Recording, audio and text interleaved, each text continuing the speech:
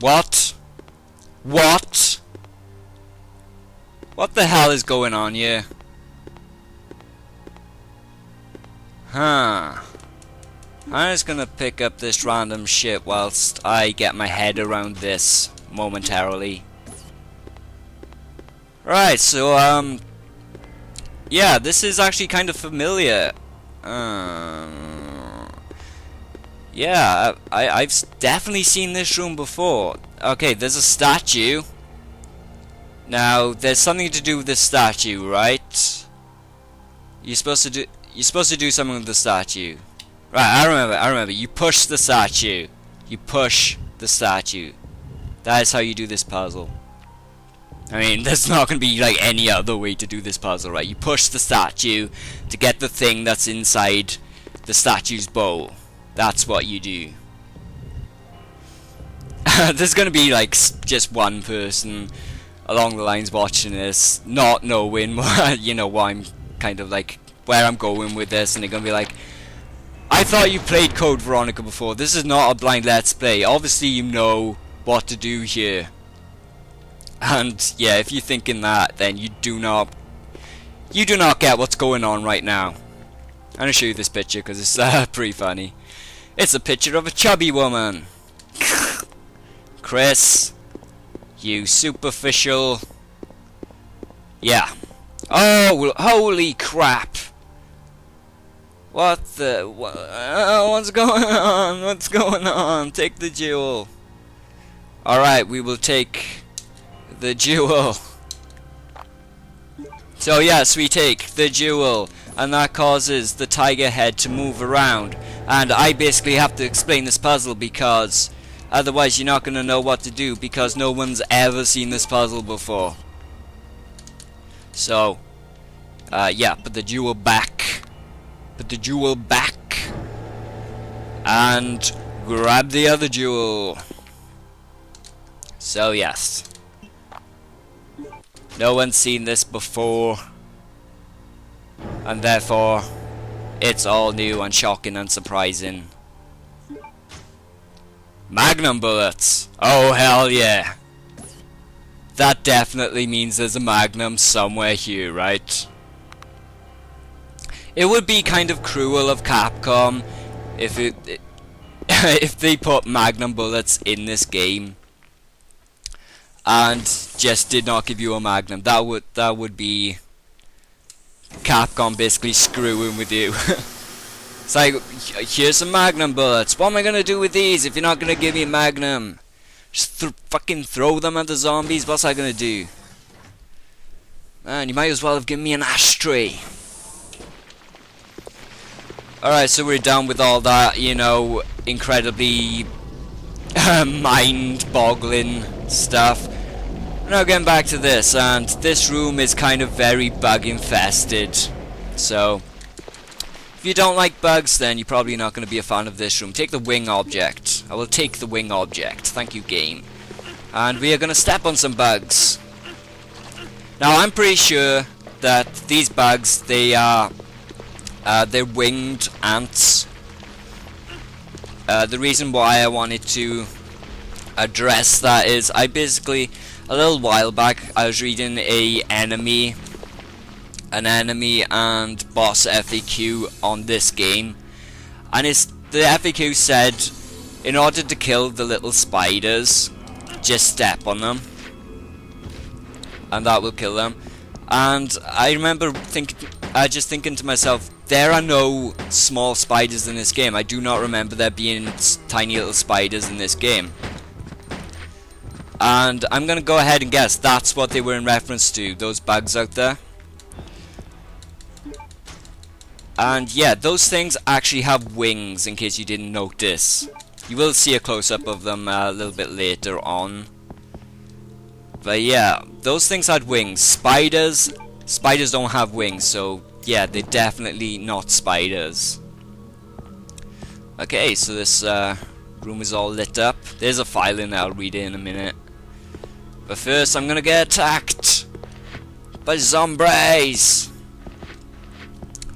I kind of want to do this. I kind of want to do quite a bit during this recording session to like keep it going, because I know the specific point I want to get up to, and that's basically well, this is like the last long haul, if that makes any sense, because if I do play up to the point where I play up till, that'll be the point in the game where the storyline really takes over, and it's going to be like mainly cutscenes and storyline. And this is the last long section that we're doing all this puzzle stuff. The queen ant is dead. The anthill seems to have perished.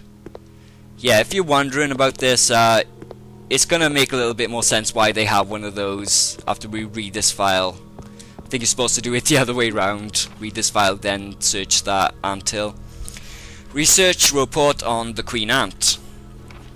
After discovering the remains of an ancient virus within the genes of the queen ant, I have been concentrating on the research of ants.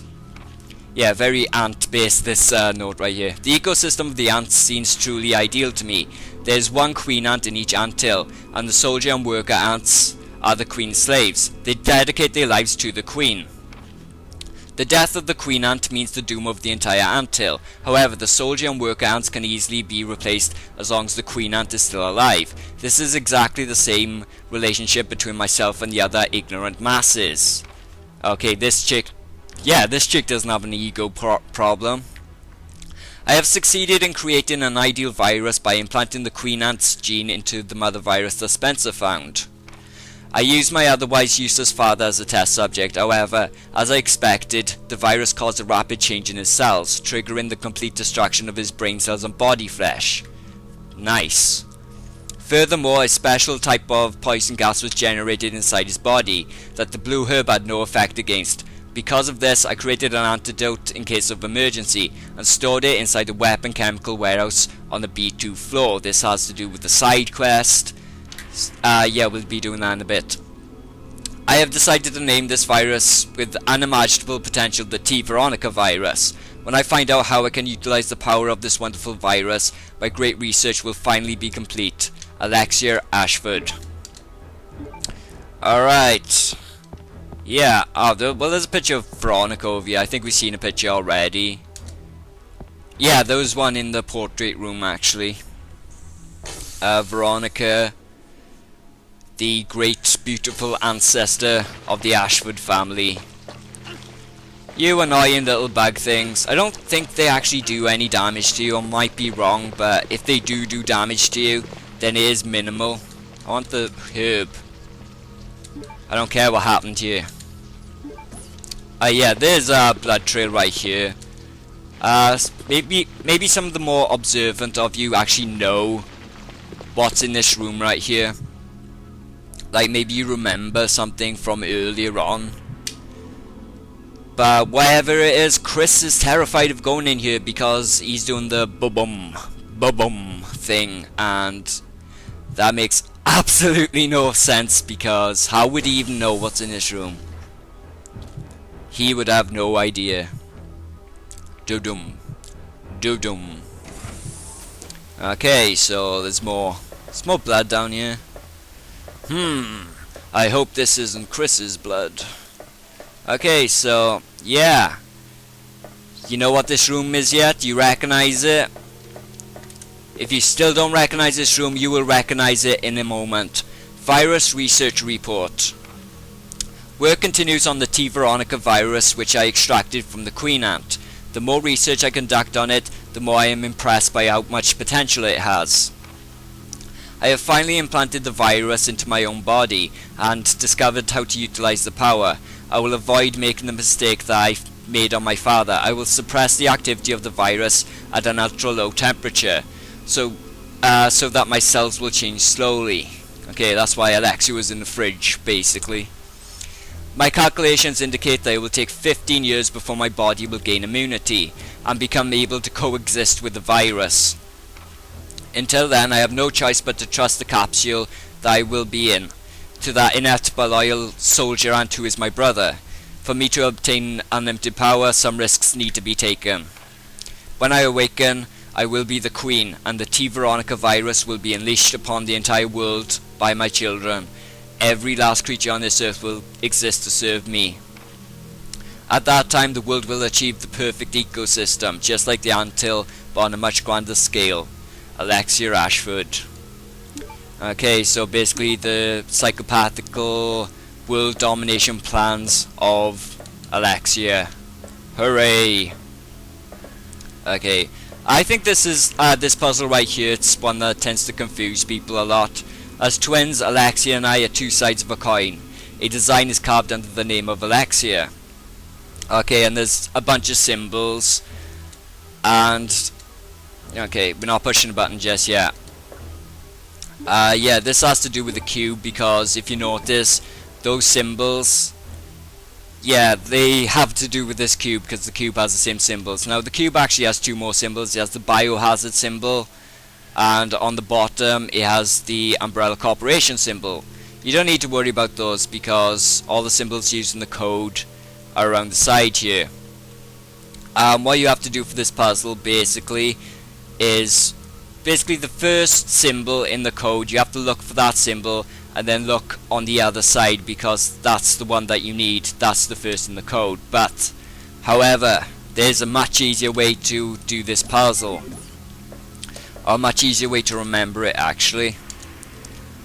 Okay, blah blah blah. Okay, so there's your 4-digit symbol. You would normally have to like search heart first and look at the other side of the cube to find out what symbol you need.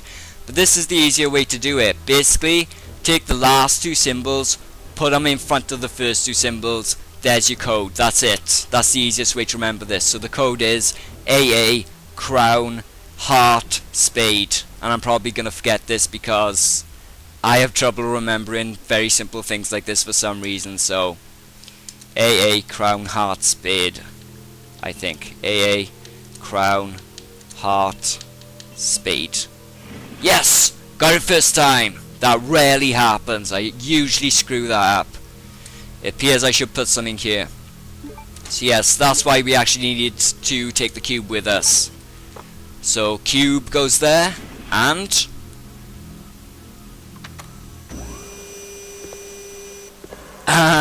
we actually find Alfred dead in the capsule.